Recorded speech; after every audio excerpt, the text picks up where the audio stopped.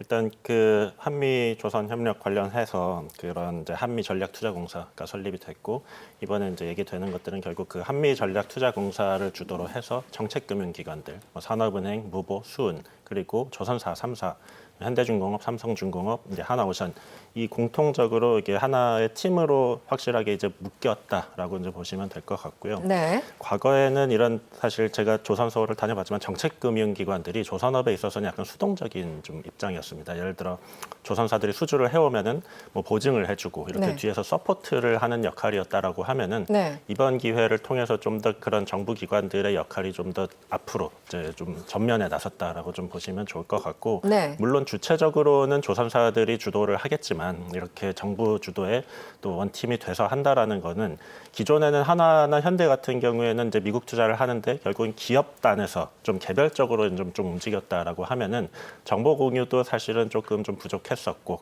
서로 이제 경쟁하는 뭐 그런 구도도 형성이 됐었고 한데 앞으로는 이제 대미 투자 관련 세계 워낙 큰 건이다 보니까 그런 개별적인 접근으로는 좀 어렵다라는 당연히 판단이고요. 그래서 네. 이렇게 공통적으로 정보 공유를 하고 사업 기회를 서로 같이 발굴을 하고 뭐 정책 금융을 지원하는 이런 것들을 통해서 조금 더 그런 미국 조선 협력 관련해서 더 많은 진전이 이루어질 걸로 기대하고 있습니다. 네.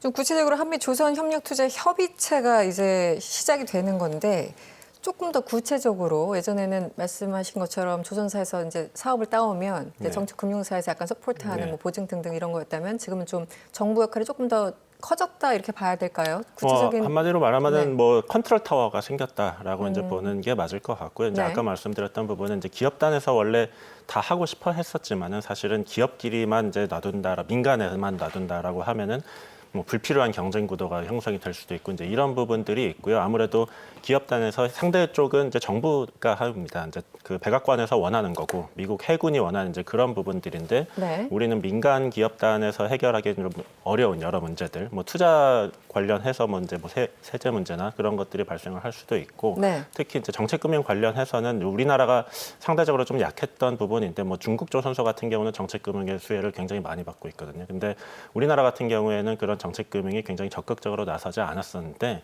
이번 기회를 통해서 특히 우리나라가 대규모로 이제 미국 사업을 진행하기 위해서는 그런 정책 금융 지원이 필수적입니다. 뭐 선수금 보증은 물론이고, 네. 뭐 이제 상대국에서 이제 발주를 할 때 거기에 대한 우리가 뭐 어느 정도의 뭐 대출이라든지 이런 부분도 필수적일 수가 있고, 네. 특히 미국은 이제 그런 부분을 많이 원하고 있는 거예요. 우리한테 주기만 하려는 게 아니라 자기들이 결국은 받고 싶어하기 때문에 그렇죠. 그런 네. 부분에서 좀 지원을 좀 적극적으로 해줄 수 있을 거라고 기대를 하고 있고요. 이제 구체적으로 뭐 그런 이제 프로젝트들이 나와야 사실은 네. 좀 더 디테일한 그림이 나올 수가 있을 것 같은데 현재로서는 그런 좀 단계가 진전됐다라는 의미를 찾으시면 좋을 것 같습니다. 네. 사실 이제 마스가 프로젝트 얘기가 나오면서 우리나라 조선업에 대한 것들 굉장히 국민들 관심이 높아지고 있는 것도 사실입니다. 그런데 여기 또 불을 붙인 게 있었어요. 최근에 G7이 열렸는데 여기 이제 만찬 자리에서 옆자리에 앉아 있었던 트럼프 대통령이 이재명 대통령한테 군함 열척 건져줄 수 있어? 라고 질문을 했다고 나중에 귀국해서 네. 브리핑에서 밝혔는데요. 이 발언을 조선업계에서 어떻게 받아들이고 있는지 그냥 지나가면서 하신 발언일까요? 아니면 뭔가 큰 함의를 갖고 있는 걸까요? 어떻게 보셨습니까? 아무래도 뭐 정상들의 그런 말의 무게라는 게 뭐 지나가면서 그런 한마디를 했다라고 해석하기에는 좀 어렵죠. 예, 굉장한 좀 무게를 갖고 있을 것 같고요. 네. 과거에 비해서 저희가 이제 업계에서 체감상 느끼는 부분은 원래 트럼프 대통령이 작년부터 그 조선업 협력을 얘기를 했을 때 가장 핵심을 뒀던 부분은 그 미국 조선업의 부활이었습니다. 그렇죠. 근데 네. 미국 조선업이 워낙 쇠락해 있고 너네가 우리를 좀 도와달라. 우리가 미국 안에서 조선업을 살리고 우리가 더 만들고 싶다라는 거였는데 이번 발언의 의미는 어느 정도 이제 그 한계를 인식을 하고 대통령께서 물론 제 개인적인 생각입니다만은 네네. 그 미국 조선업의 부흥이라는 게 굉장히 쉽지 않고 시간이 오래 걸리고 그렇죠. 지금 네. 우리 한화가 필리조선소에 투자를 해서 진행을 하고 있지만 이게 생각보다 진행이 그렇게 빠르지는 않거든요. 뭐 당연하겠지만 그 인프라 구성이라는 거는 굉장한 시간이 필요하기 때문에 네네. 근데 지금 미국이 원하는 것들은 그런 해군력의 빠른 복원 그리고 조선업의 빠른 부흥이기 때문에 네. 어느 정도의 그런 한계를 인식하고 초기 단계에서는 너네가 좀 지어줘야 되겠다라는 좀 현실을 어느 정도 좀 인식을 했다라는 저희는 의미로 파악을 하고 있고 저희가 생각했을 때 현실적으로 이제 그게 당연히 맞는데 그간에는 좀 무리하게 어떻게 보면 미국의 이익을 위해서 좀 더 그 포커스를 뒀다라고 하면은 앞으로는 이제 한국한테 조금 더 손을 더 많이 벌릴 수 있는 이제 그런 여지가 있지 않나 이렇게 해석하고 있습니다. 네, 조선업이라는 건 좀 특수하지 않습니까? 네. 뭐 어떤 산업이 뭐 중요하다, 중요하지 않다라는 개념이 아니라 특수한데 말씀하신 것처럼 미국 같은 경우는 제조업 전체가 굉장히 이제 하향 곡선을 그리고 있었던 와중에 조선업을 부흥시키려고 하니까 여러 가지 좀 한계에 다다른 것 같다라고 설명을 해주셨어요. 그런데 조선업 같은 경우는 인프라를 만든다고 하더라도 당장 고급 인력들 확충하는 것도 상당히 어려운데 네. 그 부분 때문에 점점 더 시간이 걸리는 걸까요? 뭐 여러 가지 원인이 있겠지만 인력도 분명한 부분 중에 하나고요. 이제 네. 한화 필리조선소가 있는 그 필라델피아를 예로 들어서 보면은 그 조선업이 아무래도 우리도 그렇지만 3D 업종이지 않습니까? 그런데 그거에 비해서는 급여가 그렇게 높지는 않거든요. 아, 사실은 특히 미국에서는 뭐 이제 급여를 많이 주는 일자리들도 좀 더 있고 하니까 뭐 우리도 마찬가지지만 특히 요새 그 젊은 세대들이 약간의 기피 직종 중에 하나기도 하고 그렇죠. 그래서 네. 인력 수급이 굉장히 사실 쉽지만은 않은 부분이고 이제 그것도 이제 이유 중에 이제 하나기도 하지만 뭐 여러 가지 인프라를 구성한다라는 게 결국은 이제 조선업 체계 통합 업체라고 하죠. 이제 큰 조선소가 있고 그 하단에는 부품을 만드는 여러 가지 이제 회사들이 있고 거기에도 이제 하청업체와 협력업체들이 많이 있는데 네. 그런 협력업체들 뿌리단에서부터 지금은 수십 년간 붕괴가 되어 있다 보니까 네. 예를 들자면은 중소기업 그런 운영하시는 분들께서 이 업종에 다시 뛰어들 것이냐 이런 결정은 사실 쉽지 않거든요. 네, 이제 네. 그런 부분들이 다 겹쳐지면서 지금 미국의 산업이 부흥이 사실은 좀 쉽지 않다 이렇게 보고 있습니다. 이게 그냥 일반적인 뭐 상선도 아니고 네. 특히 군함 같은 경우는 여러 가지 법률적인 제약들이 좀 있지 않습니까? 네. 어느 나라나 마찬가지겠죠. 굉장히 안보와 또 관련된 것이라서요.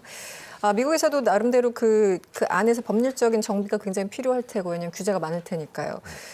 군함을 만들기 위해서 어떤 법률적인 문제가 있습니까? 사실은 가장 핵심적인 부분이 그 미국 법안인데요. 왜냐하면은 지금 그 이해관계자들, 뭐 예를 들어 조선사 그리고 미국 해군 그리고 심지어 청와대, 백악관 모든 이해관계자들이 이 한미 조선 협력을 원하고 있는데 가장 잘 안 받쳐주고 있는 게 그 미국의 입법부입니다. 아, 그렇군요. 예, 네. 법안이 통과가 되어야 사실은 그런 이제 입법 토대 위에서 산업이 진행이 될 수가 있는 건데 작년부터 관련 법안들은 이미 많이 나왔어요. 그러니까 미국에서 발의가 됐는데 네. 문제는 그 법안들이 상임위를 통과하고 이제 법안 발효까지 이제 상당한 시간이 필요한데 지금 진행이 사실 잘 안 되고 있고요.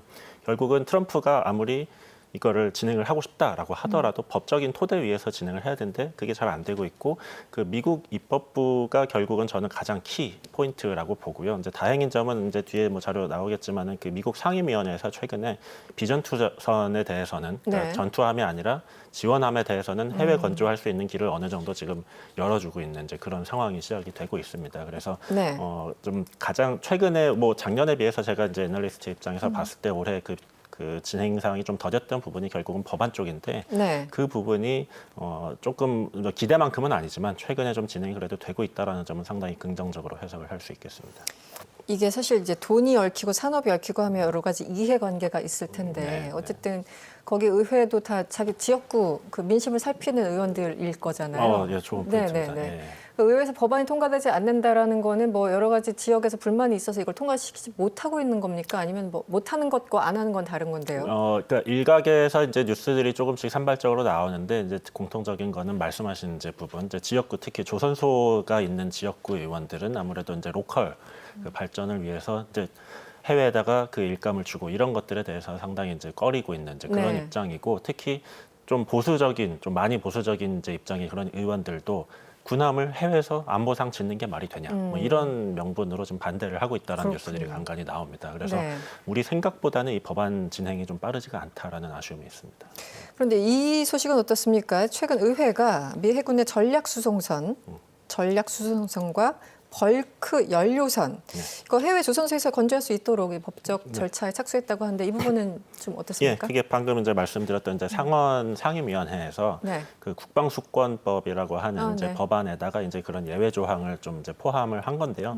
이제 전략수송선이라고 하면은 엄밀히 말하면 상선이지만 이제 미국의 그런 법률에 의해서 전시에 이거를 또 이제 군용으로 사용할 수 있는 이제 이런 이제 선박들을 말하고 네네. 그래서 일반 조선소가 지을 수 수는 있지만 이제 현재 법상으로는 이것도 해외에서는 지을 수 없는 그렇군요. 그런 선박들에 대해서 네. 조금 이제 문호를 이제 개방을 하겠다라는 이제 움직임이 시작이 된 거고요. 네. 그래서 모두가 이제 생각을 했던 거는 처음부터 그런 전투함이나 이제 핵심 자산에 대해서 먼저 열어주기는 당연히 쉽지 않기 때문에 이제 이런 부분을 먼저 허가를 해주고 조금씩 하는 모습을 지켜보면서 문호를 좀 더 넓히겠다라는 이제 예상을 했었고 그 시작이 이제 이거라고 보시면 될 것 네. 같습니다. 일단 전략 수송선 그 약간 그 그레이 존에 있군요. 네, 상선이긴 맞습니다. 하지만 네. 전쟁이 나거나 이럴 때는 맞습니다. 이제 전략적으로 사용할 수 있는. 네. 일단 이 부분부터 열렸으니까 앞으로 조금 더 활짝 열릴 것이라고 기대를 할 수 있는 그렇습니다. 그런 시점이군요. 알겠습니다. 이건 어떻습니까? 이게 좀 말이 좀 어려운데 미국 역사상 최초의 존슨법 네. 준수 안반 설치선을 성공적으로 인도했다. 누가? 필리조선소가. 말이 참으로 어렵습니다. 예. 하나하나 설명이 좀 필요해 보입니다. 일단 뭐 존스법이라는 것 자체가 그 미국 조선업을 좀 쇠락시켰던 법안 중에 하나고요. 그러니까 미국에서 사용하는 선박은 미국 조선소 안에서 이제 미국인이 지어야 된다. 뭐 이런 법률이었고, 근데 필리 조선소가 한화가 인수를 했지만 뭐 아시다시피 미국에 위치한 이제 미국인들이 일을 하고 있는 그런 조선소고, 그 법을 준수해서 이번에 그 기존에 수주했었던 이제 안반 설치선 약간 특수 목적선 이제라고 봐주시면 될 것 같고요. 일반 뭐 수송을 위한 선이 아니라 이런 결국은 이제 공정을 위한 그 해저 공정을 위한 이런 특수 목적선이라고 보시면 될 것 같은데 그렇군요. 작업 네. 난이도가 조금 일반 상선보다는 더 있습니다. 네. 왜냐하면 기존 뭐 상선 수송을 목적으로 한 것들은 안에가 텅 비어 있지만 이런 이제 특수 설치선 같은 경우에는 장비도 훨씬 더 많고 좀 제작 난이도가 있는데 이번에 필리조선소에서 그걸 성공적으로 건조를 했다라는 이제 좀 의미가 있고 기존에 이 회사가 그 수주를 해 놓은 물량이 아직 좀 더 있고요. 이제 컨테이너선을 포함해서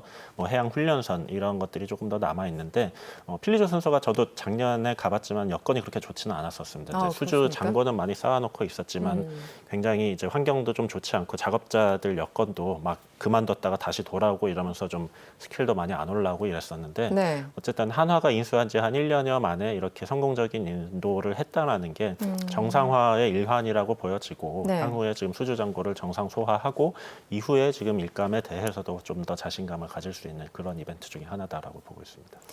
지금 2020년 현재 우리 조선 기업들이 어쨌든 미국 기업들과 계속 협력을 확대해 나가야 되지 않습니까? 네. 이 마스크 관련해서 어떤 노력들을 하고 있는지 좀 구체적으로 짚어주시면 어떨까요? 조선소들은 상당히 이제 적극적인 사실 노력을 하고 있었고 가장 적극적이었던 게 그 한화그룹은 네. 계속 말씀드렸던 필리조선소를 이미 돈을 주고 뭐 인수를 했죠. 그래서 실질적인 투자를 시작을 했고 그다음에 현대중공업과 삼성중공업도 미국 조선소 하나 이상씩을 잡고 협력을 좀 시작을 하고 있는데 네. 현대중공업 같은 경우는 그 헌팅턴 잉걸스라는 이제 군함 건조 조선소와도 협력을 하고 있고 ECO 에디슨 슈어스트라는 회사하고도 상선에 대해서까지 이제 컨테이너 공동 건조 추진을 하고 있는 그런 상황이고요.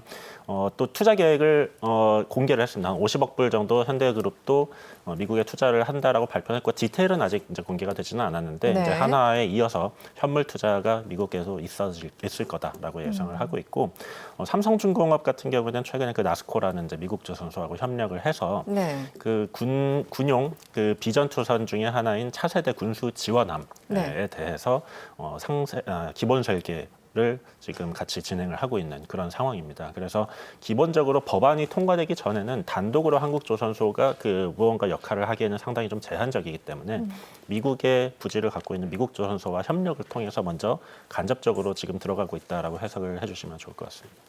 이게 방금 말씀하신 미 해군 차세대 군수 지원함 개념 설계 사업에 참여했다. 삼성중공업이 이런 내용들이 있는데 이 개념 설계 사업 이게 어떤 건지 네. 좀 설명이 필요해 보입니다. 군함이라는 게 이제 설계 단계가 여러 가지가 있습니다. 네네. 먼저 기본 설계, 개념 설계, 상세 설계 뭐 이런 단계가 있고 개념 설계라는 거는 말 그대로 그 이제 좀 큰 그림을 그리는 설계다, 초기 단계의 설계다라고 봐주시면 될 것 같고요. 지금은 그 개념 설계 단계지만 이 이후에는 이제 이걸 기반으로 건조 계약과 상세 설계 이 업무를 수행을 하게 되고 네. 아무래도 물론 이제 입찰을 따로 하겠지만은 기존에 그 큰 그림을 그렸던 조선소들한테 가점이 당연히 주어질 수밖에 그렇겠죠. 없죠. 네. 이제 경험이 있으니까. 그래서 향후에 있을 그 실물 발주, 그러니까 상세 설계와 건조 계약에 대해서도 좀 유리한 고지를 점했다라고 볼 수가 있을 것 같고 이 차세대 군수지원함이 최대 한 13척까지 지금 발주 계획이 있는 상황입니다. 그래서 물론 삼성중공업의 단독으로는 아직은 좀 이제 쉽지 않겠지만 네. 이제 그 나스코라는 그 미국 조선사와 협력을 통해서 향후에 좀 이쪽에서 일감을 가져올 수 있는 기반을 마련했다라고 보고 있습니다. 그렇군요. 사실 이제 요즘 조선업 관련해서 많이 듣는 단어가 MRO, 유지보수 네, 이쪽인데 이것도 굉장히 좀 센시티브, 민감한 내용들이잖아요. 특히 미국에서 이렇게 스스로 뭔가 능력이 안 돼서 결국은 한국에 손을 내미는 MRO 너네들이 좀 해줘. 하지만 이것도 뭐 법적인 뭐 제약도 있을 테고요. 이 MRO 부분은 어떻습니까? MRO는 상대적으로는 지금 좀 열려 있는 상황이고요. 네네. 지금 하나오션과 현대중공업이 이미 MRO 사업은 몇 건을 수주를 했습니다. 네네. 물론 그 아직까지의 제약은 전투함까지는 안 갔고 이 수송선이나 그런 비전투함 계열들 무기가 많이 설치되어 있지 않는 네. 이제 그런 것들에 대해서는 이미 그 MRO 사업, 그러니까 수리 사업이죠 한마디로 네. 그거를 수주를 해서 인도한 기록이 있고 지금도 야드에서 몇 건 지금 진행이 되고 있습니다. 그래서 이 부분이 대해서 특히 이제 미국 해군은 상당히 좀 만족을 한 이제 그런 상황이고 그렇습니까? 우리로서도 규모가 크지는 않습니다. 신조 건조에 비해서는 이제 매출 규모가 그렇게 크지는 않는데 네. 상선 이상의 이익률을 지금 내고 있다라고 좀 알려져 있고요. 그래서 현재로서는 둘 다 그런 이제 초기 단계이긴 하지만 이제 어느 정도의 니즈를 파악을 하고 서로의 그걸 채워주고 있는 이제 그런 상황이고 MRO를 기반으로 해서 당연하겠지만 이제 결국은 신조 건조까지도 우리는 바라보고 있는 거고 미군으로서도 이제 우리에 대한 건조 능력에 대한 신뢰성을 갖고 있게 되는 이제 그런 계기가 되고 있습니다. 네. 최근에 뭐 기자들도 대통령에게 질문을 했습니다만 요즘 많은 분들 관심이 캐나다의 선택은 네. 입니다. 60조 원, 뭐 최대 60조 원 규모에 달하는 캐나다 잠수함 수주전, 한국일까 독일일까 또 뭐 어떤 나라일까 등등 전망들이 나오는데 어떻게 보십니까? 자, 제가 최근에 이제 세미나를 다니면서 가장 많은 질문이 결국은 이건데요. 결국은 캐나다로 끝납니까? 아마 네. 대통령도 모르시지 않을까라고 생각이 되는데 최근에 네, 이제 네. 대통령님하고 산자부 장관께서도 약간은 좀 조심스러운 발언을 이제 하셨습니다. 이제 쉽지 않을 수 있다 이런 취지의 말씀을 하셨고 캐나다에서는 지금 거의 뭐 함구령에 들어갔다라고 네네. 알려져 있습니다. 과거에는 약간 좀 흘리는 듯한 발언들을 했었는데도 최근에는 그 캐나다의 그 관 쪽에서는 아예 입을 닫았다. 어떻게 보면 또 발표가 임박했다라고도 볼 수가 있을 것 그렇군요. 같은데 뭐 개인적으로는 그 기술적으로나 이제 납기 뭐 가격적으로는 당연히 우리가 우세하지만 네. 결국은 지금 관건이 되는 게 경제 협력 부분 그리고 안보 협력인데 이렇게 캐나다가 어떤 선택을 할지에 대해서 저는 뭐 경제 쪽으로 좀 더 포커스를 명목상으로는 일단은 지금 발표한 이제 가중치상으로는 더 좋았는데 네. 그러길 기대를 하고 우리가 수주를 하고 기대를 하고 있지만 결국은 또 나토 협력이 또 중요합니다. 그래서 결론적으로는 저도 반반이라고 보고 있고요. 네. 그냥 기대를 하고 있는 뭐 그런 상황입니다. 네.